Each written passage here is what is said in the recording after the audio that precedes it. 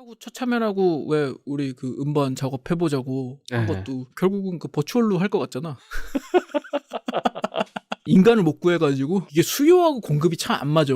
우린 사람이 필요한데 사람이 없어. 참 어렵습니다. 검색요정입니다. 안녕하십니까, 검색요정입니다. 인트로에서 50-50 관련 얘기가 나왔는데 오늘 영상은 50-50 얘기는 아닙니다. 여기 보시면 프로듀서 DK라는 채널에서 언급을 하다가 AI 가수에 대한 얘기가 나왔죠. 오늘 주제는 AI 관련된 것입니다. 몇 달 전에 저희가 수업 시간에 학교에서 다뤘던 논문이고요. 버추얼 인플루언서가 광고 모델을 할 때 사람들이 신선하다고 느끼는가 불편하다고 느끼는가 라는 제목의 번역하면 그런 논문입니다. 저널 오브 애드버타이징의 2023년 1월에 게재가 됐었습니다. 사실 이 영상을 어제 새벽에 땀 뻘뻘 흘려가면서 유리창도 닫고 선풍기도 끄고 다 녹화를 했었는데 메모리 카드 오류가 났었습니다. 메모리 카드 오류가 9%가 이게 좀 처음인데 앞으로도 또 이러지 않을까, 혹시나 여행 가고 중요한 영상이 또 오류가 나지 않을까 조금 걱정이 되네요. 일단 포브스에 따르면 2022년에 인플루언서 마케팅의 시장 규모가 전 세계적으로는 15억 달러, 미국에서만 더 4억 달러 정도로 예상이 됐었다고 합니다. 이미 2022년 지났는데 제가 찾아보질 않았고 논문에 나온 그 표현 그대로 말씀을 드립니다. 그런데 인플루언서 시장이 커지고 또 인플루언서도 많아지고 이러면서 문제가 나오기 시작하죠. 그들의 윤리적인 문제도 있고요. 일탈을 저지르고 스캔들을 하고 음주운전도 하고요. 설화도 있고 그렇습니다. 그래서 같이 협업을 하고 있는 그들의 이미지를 빌려서 마케팅을 하고 있는 기업에 피해가 가게 됩니다. 그러면서 기술의 발달과 함께 이 버추얼 캐릭터, 버추얼 인플루언서 이런 시장이 빠르게 성장을 했고 그쪽으로 기업들이 시선을 이동하게 됐습니다.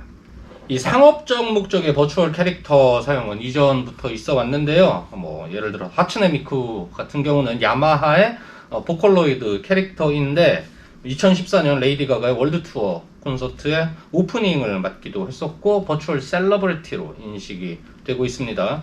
지금 더 많은 버추얼 인플루언서들이 활동을 하고 있는데 예를 들어서 아프리칸 인플루언서 캐릭터인 슈두라던가 누누리 같은 경우는 비건이라는 하나의 실제 우리 생활에서 볼 법한 캐릭터도 갖고 있고 다수의 럭셔리 브랜드와 협업을 하고 있고 그 중에서 글로벌에서 제일 유명한 건 릴 맥켈라라고 할 수가 있는데요. 인스타 팔로워가 무려 279만 명, 어제 기준입니다. 그 정도가 됩니다. 네, 유튜버 구독자는 어떻게 해야 될지. 그런데 2021년에 301만이 찍혔고 2022년 데이터에도 300만 대였는데 많이 빠졌네요. 무슨 일이 있었는지 아니면 흥미가 좀 넘어간 건지. 어쨌든 릴 미켈라는 2018년에는 타임지에서 선정한 가장 영향력 있는 인물 25인에 들기도 했었습니다. 그러면 기업들은 왜 버추얼 인플루언서를 선호하는가? 논문에서 리뷰를 하고 있는데요. 먼저 기업과 완전하게 캐릭터를 맞출 수 있어서입니다.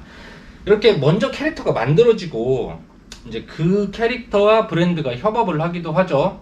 그런데 브랜드에서 자기네 이미지에 맞는 캐릭터를 만들어낼 수도 있습니다. 그러면 그 브랜드에서 갖고 있는 아이덴티티를 또는 퍼스널리티를 그대로 반영을 해서 젊고 힙하고 섹시하고 아니면 품격 있는 중년이고 이런 캐릭터를 완벽하게 만들어낼 수가 있겠죠. 외모뿐 아니라 그들의 라이프 스타일도 우리가 창조할 수 있기 때문에 기업의 하나의 그런 표현 많이 하죠. 이것을 사람으로 표현하자면 뭐뭐뭐야 이런 것들 이제 그렇게 만들어낼 수 있다라는 것이죠.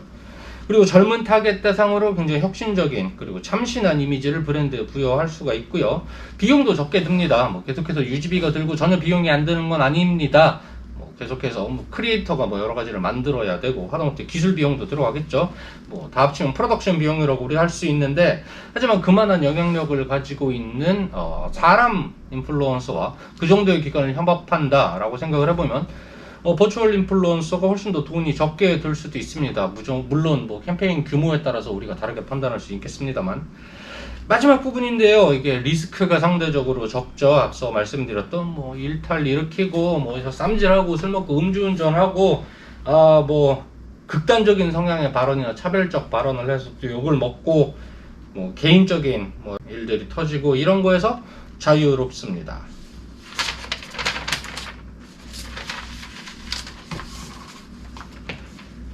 그러면 버추얼 인플루언서는 장점만 있느냐? 그렇지 않습니다. 연구에 따르면 부정적인 이슈가 터졌을 때 사람들은 AI보다 인간에 대해서 좀 더 너그럽게 대한다고 하고요.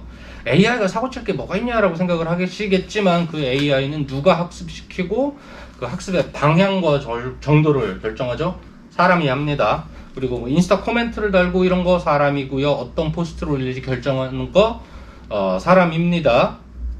그리고 인스타 코멘트 사람이 달고 있고요. 어떤 포스트 올릴지 결정하는 거 사람입니다. 뭐 AI 캐릭터라고 해도 채널과 컨텐츠는 사람의 손을 타게 되어 있습니다. 설령 full AI generated 컨텐츠나 채널이라고 해도 위험은 있습니다.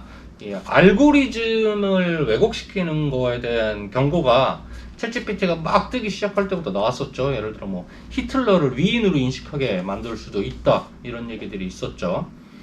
그리고 어떤 사람들은 알고리즘 혐오, 우리가 알고리즘 에버전이라고 부르는 걸 갖고 있는데 뭐 알고리즘에 대한 일종의 이제 반감 같은 거고, 또 알고리즘 결과가 더 뛰어나다고 해도 사람들은 인간이 만들어낸 어떤 예측과 평가 이런 것들을 더 신뢰한다는 연구도 있었습니다. 뭐 의료 서비스를 받을 때 뭐 최근에 뭐 AI를 통한 수술 이런 게 굉장히 미래의 어떤 의료 서비스로 많이 조망을 받고 있는데 사람들은 적어도 지금 현재는 인간 의사를 더 선호한다고 하고요. 뭐 제품 후기를 볼 때도 마찬가지죠. 뭐 AI 인플루언서가 무슨 추천을 한다고 해도 사람들은 너 그거 네가 실제로 이용해 본 건 아니잖아 라는 어떤 사전 지식이 있기 때문에 사람들이 해주는 그런 후기를 더 선호한다고 합니다. 불쾌한 골짜기라는 개념도 많이 나오고 있는데요. 뭐 익숙하죠. 근데 뭐 AI 모델에 대해서 사람들이 불쾌한 골짜기를 겪지 않을까라는 가정도 있고 실제로 이거를 테스트한 경우도 많은데, 사실 이거 불쾌한 골짜기는 여기에다 갖다 쓰는 게 저는 아니라고 보거든요. 이게 로봇이 이 외형이나 행동 같은 게 인간을 어설프게 흉내낼 때 우리가 불편함을 느낀다는 거예요. 뭐 이게 일본의 로봇공학자인 모리 교수라는 분이 주장을 한 건데, 이 일러루는 원래 그 모리 교수가 했던 표현은 친화감이거든요. 이게 영어로 번역되면서 뭔가 의미가 오히려 더 그럴듯해 보이게 확장이 된 거고, 과학적이나 통계적으로 검증된 적이 없습니다. 그리고 연구가 없는 건 아닌데 일관된 결론이 나오지 않아요. 그래서 학계에서도 이게 계속해서 다뤄지고, 뭐 가설에서도 불쾌한 골짜기라는 거를 뭐 딱히 불쾌한 골짜기라기보다는 뭐 언캐니함을 느끼느냐 뭐 이런 것들을 측정을 하는 게 꽤 많은데, 이거 학계에서 공식적으로 인정되는 게 아닙니다. 어느 분야에서도.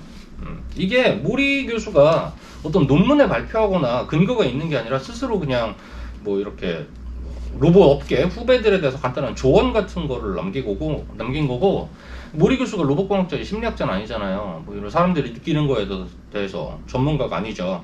근데 개념 자체가 일단 워낙에 신박하고 일견 설득력도 있어 보이고, 또 영어로 번역이 되면서 되게 멋있는 말처럼 바뀌고, 그래서 사람들이 폭넓게 인용하면서 마치 이것이 타당성을 갖는 것처럼 보이게 됐는데 그거는 아닙니다. 일단 제가 왜 이게 버추얼 인플루언서 우리가 모니터로 보는 대상에 대해서도 이거를 적용하는 게 맞나라고 생각을 하느냐는, 이게 우리가 3D 세상에서 인간스러움을 기준으로 해가지고 불편함이라는 게 매겨지는 거거든요. 예를 들어 마네킹이라든가 인형이라든가, 예전에 그 구체 인형 한참 유행을 할 때 저 같은 경우는 그 인형 되게 무서워하거든요. 뭐 공포 영화의 영향도 있습니다만, 뭐 인간같이 생겼는데 뭔가 인간이 아닌 것 같기도 하고, 막 눈을 봐도 무섭고, 뭐 이런 때 우리가 느끼거든요. 뭐 피부의 질감, 뭐 얼굴 생김새, 신체 비율, 또 움직임, 이런 데에서 이제 우리가 뭔가 이질적이다, 불편하다, 일종의 부조화를 느끼는 건데, 이거를 사실 2D 세상은 이미 그림에서도 사람같이 그리는 사람이 아닌 게 존재를 했었고,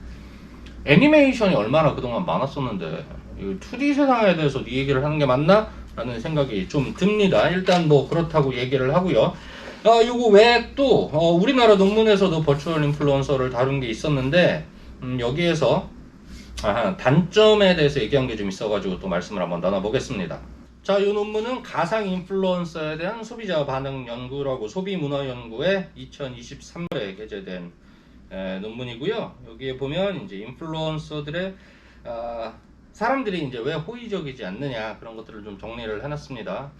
첫 번째가 사람들이 이제 나를 포함한 인간의 경우에는 우리 모두가 독특하고 대체될 수 없는 특성을 가지고 있다고 생각을 합니다. 저랑 이 영상을 시청하고 있는 여러분 개인은 완전히 각각의 특성을 가진 개체고 이게 어떻게 대체될 수가 없다는 거죠.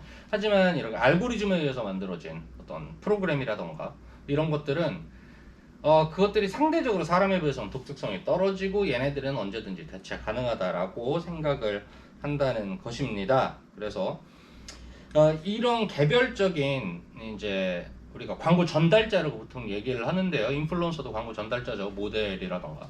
광고 전달자의 특성이 광고에 영향을 미치고 또 더 나아가서는 그 광고로 인한 제품 구매, 브랜드에 대한 인식 여기에도 영향을 미친다라는 가정으로 볼 때 인플루언서 모델이 뭐 버추얼 인플루언서가 그만큼 이제 각각의 독특성이 떨어진다라는 거는 결국에는 그 효과가 떨어지는 게 아니냐라는 가정도 할 수가 있습니다.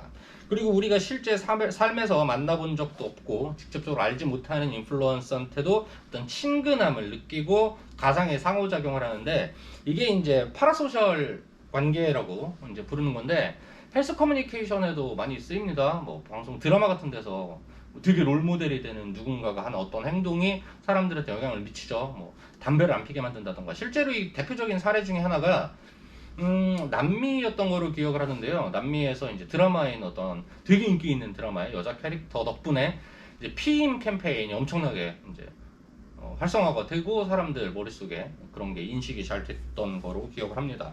뭐 긍정적인 건 아닙니다만 뭐 비트 하나 보고 얼마나 많이 사람들이 담배를 피고 요즘 친구들은 잘 모르겠지만 영웅본색 보고 성냥개비 엄청 씹고 다녔습니다. 저도 중학교 때 담배도 못 피면서 뭐 아무튼 그렇다. 그런데 이제 뭐 기계나 기술한테는 이런 따뜻함이나 친근함이 존재하지 않는다. 물론 그렇다고 개별 우리 소비자 하나하나가 지금 존재하는 버추얼 인플루언서 하나하나한테 친근함을 아예 안 느낀다는 건 아닌데요. 뭐 일반적으로는 그렇다라는 거고 그 친근함이라는 것도 우리가 사람에 대해서 갖는 캐릭터와는 조금 다르다라고 말씀을 드릴 수가 있겠네요. 다시 논문으로 돌아가서 뭐 가설이라던가 뭐 실험 설계 쪽은 연구 방법 쪽은 다루지 않겠습니다. 굳이 영상에서 필요하지 않은 것 같고요. 결과를 하면서 가설을 같이 살펴볼 수 있을 것 같아요. 일단 첫 번째는 사람이 나오는 광고가 버추얼 인플루언서가 나오는 광고보다 소비자들로 하여금 더 긍정적인 태도를 형성하게 만드느냐라는 건데 뭐 오케이 뭐 그렇다고 합니다. 연구 결과에 따르면 뭐 인플루언서 자체에 대한 것도 그렇고 광고에 대한 태도도 그렇고 이 실험에서는 사람에 대한 거, 사람 모델 그리고 사람이 나오는 광고 이거를 더 긍정적으로 평가를 했다고 하고요. 두 번째는 그러면 버추얼 인플루언서가 나오는 광고가 더 참신하다고 받아들여지는가 그리고 그로 인해서 브랜드가 더 혁신적으로 보여지는가라는 건데요. 뭐 이것도 둘 다 오케이 나왔습니다. 버추얼 인플루언서가 나오는 광고는 조금 더 참신하다, 뭐 신선하다, 그리고 그렇게 해서 광고를 하고 있는 브랜드가 조금 더 이노베이티한 이미지가 있어 보인다 라고 얘기를 했고 뭐 버추얼 인플루언서라고 밝히지 않으면 불쾌함을 더 느낄까요? 뭐 이런 것도 했는데 뭐 그렇긴 한데요. 이 불편함의 정도가 별로 크지 않습니다. 그리고 그 불편함이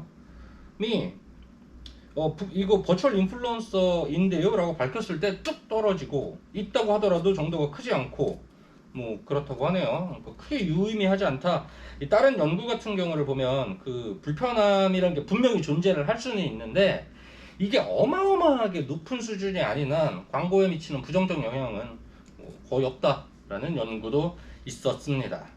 그리고 또 제품군에 따른 차이도 좀 살펴봤었습니다. 뭐 버추얼 인플루언서가 조금 이노베이티한 이미지나 뭐 이런 게 있다 보니까 그럼 화장품보다 테크 제품에서 더 잘 어울리나? 이거를 이제 두 개의 가상 광고를 만들어서 사람 모델 그리고 버추얼 인플루언서 모델 그리고 화장품 또 테크 제품 이렇게 비교를 해봤었는데 이게 더 전문성이 있어 보이고 테크 제품에서 광고에 대한 태도도 더 좋고 구매 의도에도 긍정적인 영향을 미친다고 나왔습니다. 이제 버추얼 인플루언서를 썼을 때 그리고 제품하고 인플루언서가 잘 이렇게 매치가 될수록 뭐 화장품에서는 사람, 버추얼 인플루언서는 테크 뭐 이렇게 될수록 광고 태도가 더 긍정적으로 나왔다고 합니다. 그런데 이건 조금 우리가 속단하기는 조금 어려운 게요. 사실 우리가 광고에 대해서 판단을 하고 태도를 형성하는 게 모델 하나만 영향을 미치진 않거든요. 뭐 테크적인 이미지, 버추얼 인플루언서를 사용하면서 뭐 좋아 보일 수 있는데, 그게 만약에 너무 자연스럽게 만들어서 버추얼 인플루언서임을 사람들이 알아채지 못할 수도 있고요. 그리고 사람 모델을 쓴다고 해도 그 외에 수많은 다른 요소들이 있기 때문에 좀 테크적인 이미지를 전달할 수가 있는 거거든요. 뭐 가장 직관적으로는 저희 세기말 때 유행했던 그런 사이버틱한 그런 광고들을 보시면 뭐 사람이 나오긴 하지만 뭐 의상이라던가 전체적인 뭐 톤이라던가 하다못해 텍스트 폰트라던가 이런 것들로 변화를 줄 수 있기 때문에 제가 여기에 대해서는 조금 더 전문적인 연구가 필요하지 않나 싶습니다.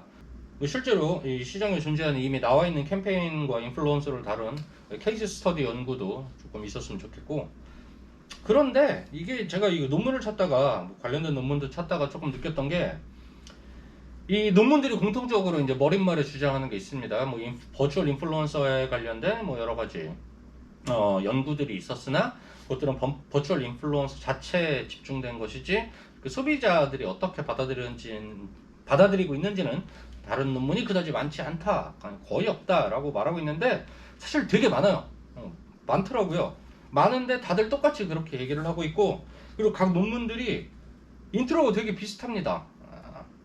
뭐 참고 문헌도 비슷하고 리터레처 리뷰 파트라던가 이런 데도 상당히 흡사하고요.